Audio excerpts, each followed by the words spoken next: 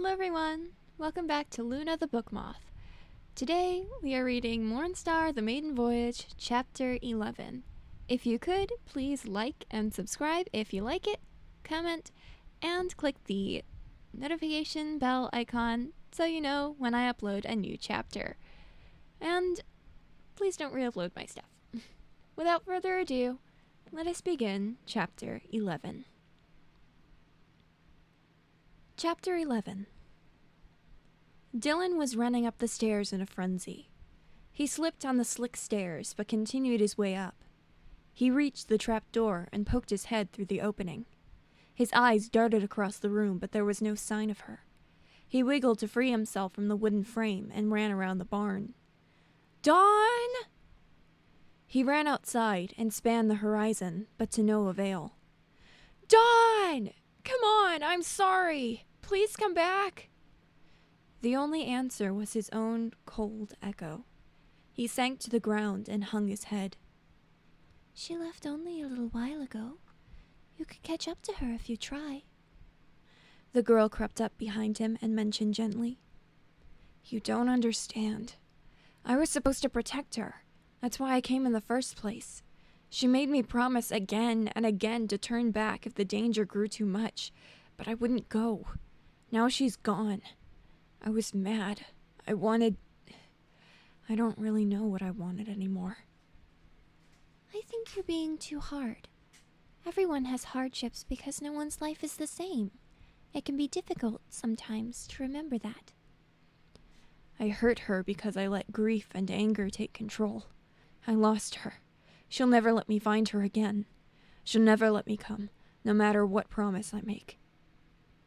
Dawn had left just a short while before. She had taken Sari and Arumi and walked into the setting sun. She wiped the streaming tears from her eyes as they walked.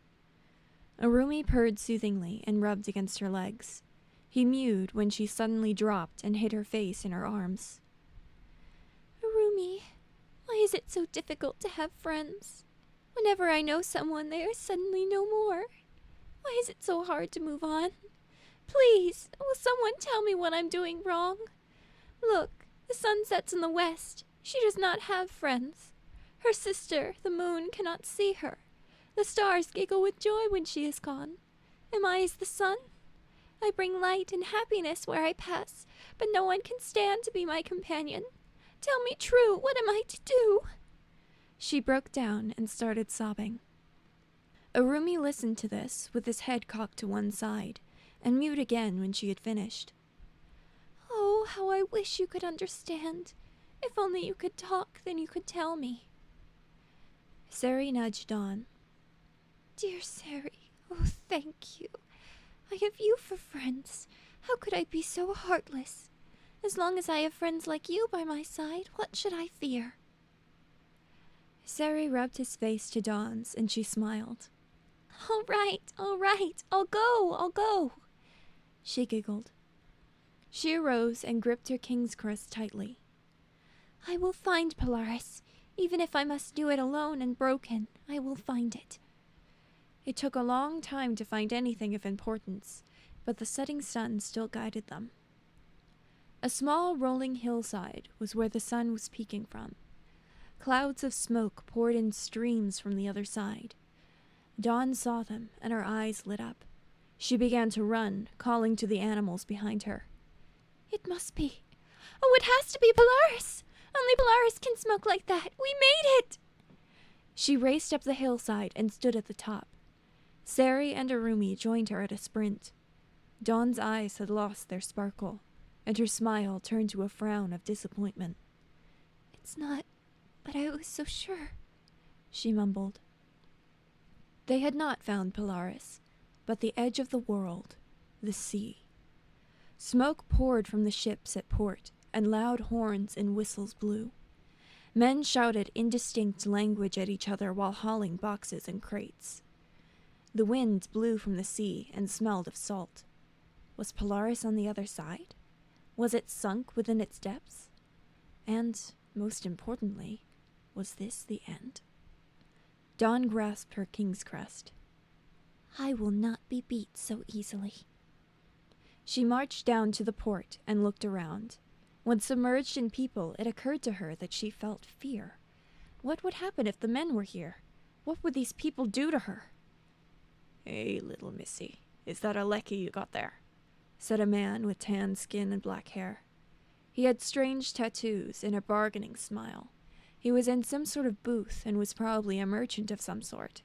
He spoke nicely but filled her with fear. What's a lecky? I'm sure, sir, I just found him in the forest, and he's been ever so kind to me. The man laughed. "Aha! What's a lecky? Why, girl, you got a chance at riches aplenty if you sell to the right vendor. Leckies be lucky creatures. If you ever catch a lecky and make its blood run, then you'll have luck to spare." Then I'm quite sure I don't want to sell him if he is what you say. The man flinched and waved his hands in front of him. No, don't be so hasty. If it is a lecky, then you'll be swimming in money. Besides, I can't in my right mind imagine a pretty girlie like you getting your hands all bloody. I've no intention of hurting this creature in any way. I need it to help me carry my things. And where are you off to, pray tell? The man leaned in closer over his counter. This time Dawn flinched, and her mind raced for a destination. I'm headed for, I'm going to a city. Well then, what city you headed for? The man smiled as he took out a cruel scimitar. I can't remember, but my parents are probably looking for me, she said at last. We are boarding a ship across the sea soon, and my father would be upset if he knew someone tried to take his precious pack animal.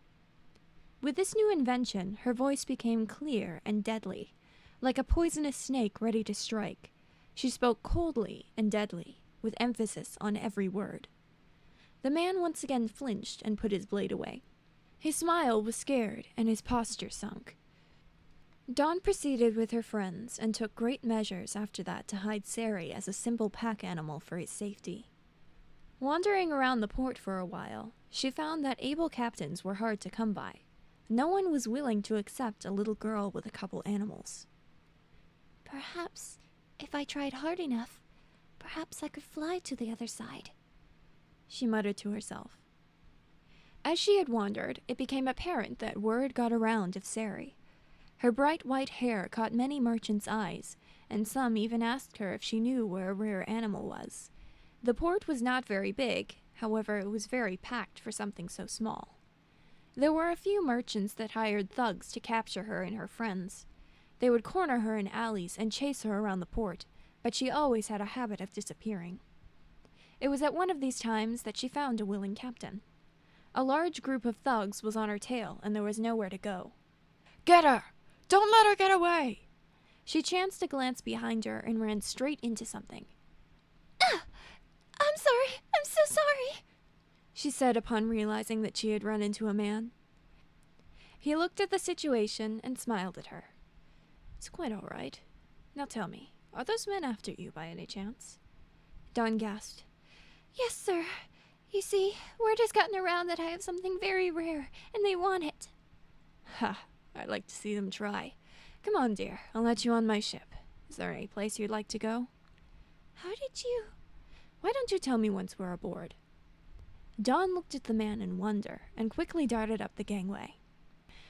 The man took the plank away and climbed the rigging that dropped over the side of the bow. He swung over the gunwale and was at the wheel in no time at all. Soon they were shipping off. Now, it's my pleasure to welcome you aboard the beautiful Daybreak.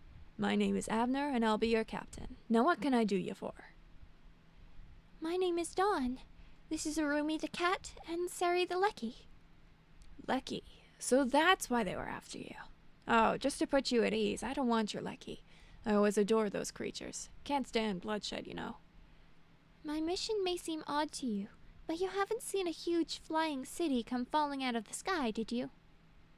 So that's what that was. I saw a smoky mass falling over the horizon. Just thought it was some sort of government experiment again. We all did. This sea here used to be crystal clear with fish as beauteous as a diamond in the sunlight.